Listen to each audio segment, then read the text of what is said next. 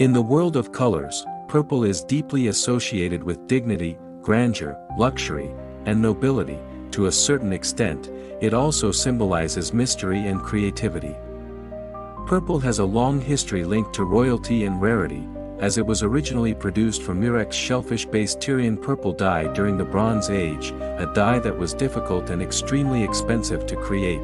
Only royalty, rulers, or the wealthiest could afford to wear it. From the soft and elegant iris to the deep and elusive amethyst, purple can be found in various forms of delicate and exquisitely crafted products such as leather goods, jewelry, and crystalware. While purple may not be a typical color for summer, it remains one of my favorites, and it is also the signature color of the prestigious British jeweller, silverware, and luxury goods house, Asprey London. This household name may not be familiar to those outside the UK, however, its refined silverware, jewellery, luxury home goods, and leather products have been renowned and sought after by the sophisticated elite and affluent, including British royalty, for more than a century. In addition, its historical association with classic menswear and perfume has intrigued me a lot. Given my recent blogs reigniting my interest in British menswear, the art of living, and heritage, let me take you down memory lane today, to rediscover the beauty of this prestigious and sophisticated British luxury house.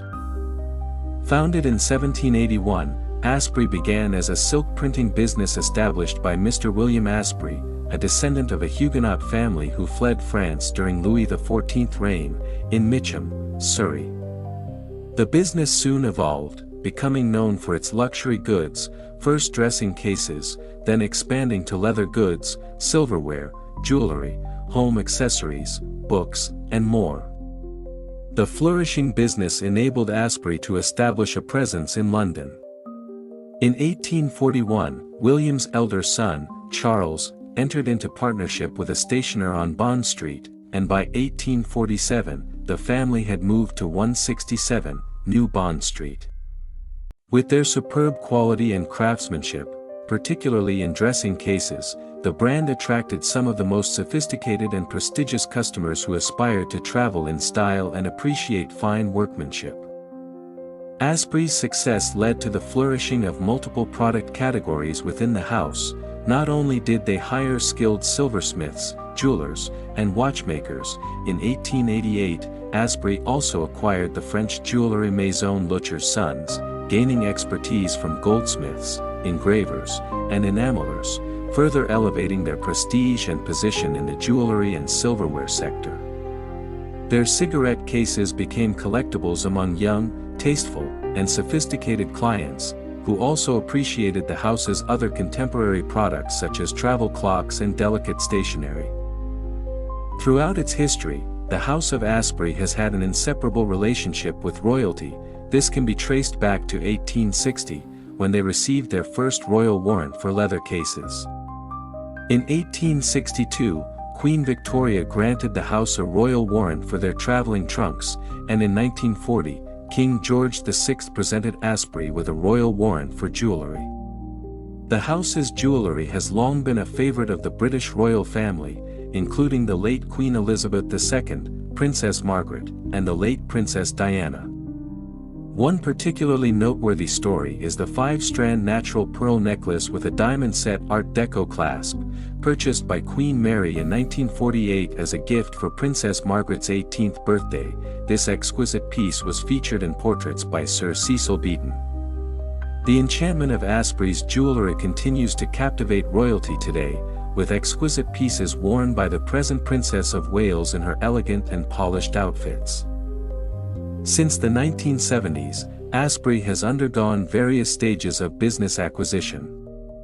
One of the most interesting periods I recall is when they acquired the renowned British jeweller, Gerard and Company, in 1998, leading to the house being renamed as Asprey and Gerard until their separation in 2002. This was around the time I first became acquainted with the Asprey brand and its fashion collection, which was then under the creative direction of one of my favorite designers, the British Cypriot, Mr. Hussein Chalayan.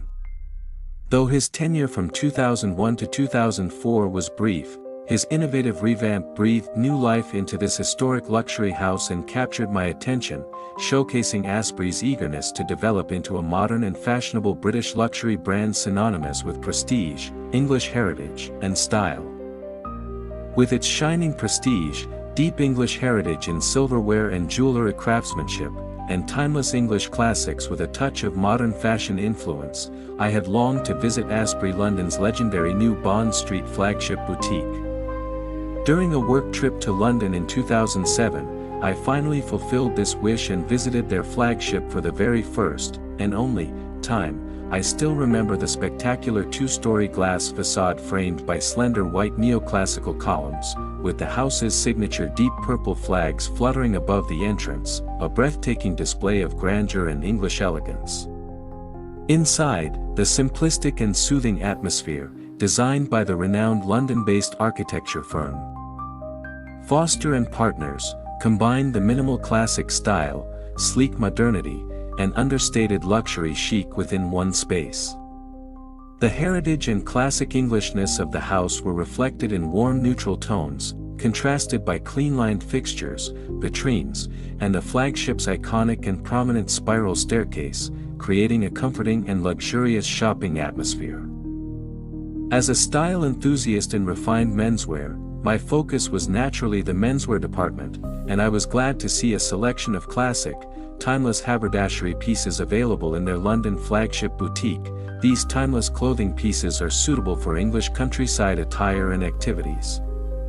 Even before my visit, I regularly received their sophisticated seasonal catalogs, allowing me to browse the entire Asprey London collection, from silverware and timepieces to leather goods and menswear. The one memento I acquired during that visit was a fine linen long-sleeve shirt in celestial blue and white stripes, which I rarely wear but still keep to this day.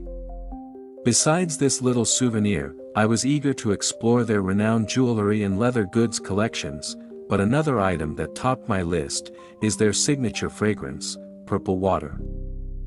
My first encounter with Asprey London's Purple Water dates back to my discovery of the fashion collection designed by Hussein Chalayan around 2001. After receiving my first seasonal catalogue, I was amazed and thrilled to learn that this British luxury house had created a fragrance. The bottle and packaging alone captivated me, a simple cylindrical flagon with horizontal etched lines encircling it, adorned with an understated purple label that echoes the classic engine turn pattern and pays homage to the house's signature color, contrasted by a sleek, glossy silver cap. This bottle of perfume was once the fragrance I craved most. With the help from my English colleague back then, I finally obtained my first bottle of Purple Water during a work trip, asking him to purchase it in London and then repaying him when we met at a work conference in Germany. I still remember the thrill of unboxing this perfume in my hotel room right after receiving it. I was so exhilarated that I wore the fragrance to bed that very night. Asprey London's Purple Water is classified as an eau de cologne and is a unisex fragrance launched around 2000. This citrus and aromatic scent opens with uplifting and euphoric notes of Amalfi lemon and mandarin orange, evolving into soft and zesty florals including African orange flower, ginger, and basil, before drying down to musky, aromatic notes of vetiver, musk, and pepper. Unlike the traditional, old-timey English perfumes I anticipated, whether the masculine barbershop aftershave Fauger or the sharp, heavy florals like lily of the valley or talcum powder, this perfume is a modern interpretation of English classicism and elegance, exuding understated nobility and deep heritage from a reputed aristocratic family. While the scent doesn't last long, well, it's a cologne anyway, its English sophistication left a deep impression on me. It's an ideal perfume for spring or transitional seasons, such as spring to summer or summer to autumn. The lightness of the perfume is undeniably elegant and classy. I can picture an impeccably dressed Englishman in a well-tailored ivory three-piece suit, paired with polished brown and white Oxford brogues, strolling in front of his grand English manor on a sunny day. The glitzy Fitzgerald elegance, combined with profound encyclopedic chic and suave English gentlemanly demeanor, makes this perfume exude timeless and quintessential English nobility and elegance.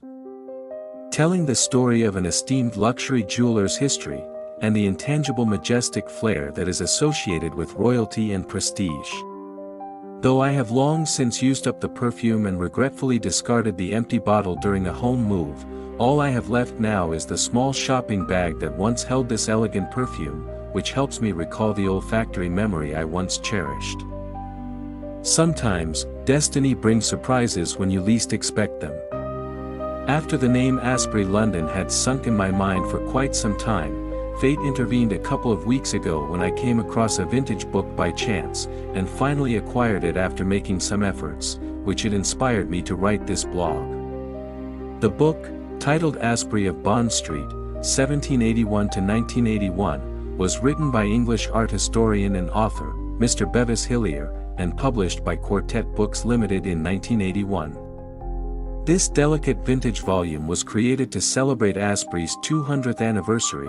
Printed in England, it documents the legacy of this British luxury house, from the original founder and the Asprey family history to their glamorous and esteemed clientele. From British nobility to royalty.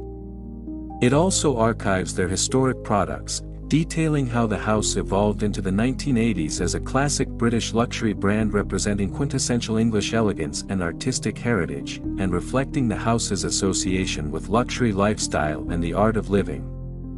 For those interested in Asprey's behind the scenes, the book offers rare historic photographs of skilled craftsmen in the workshop, as well as retail spaces and displays from a century ago.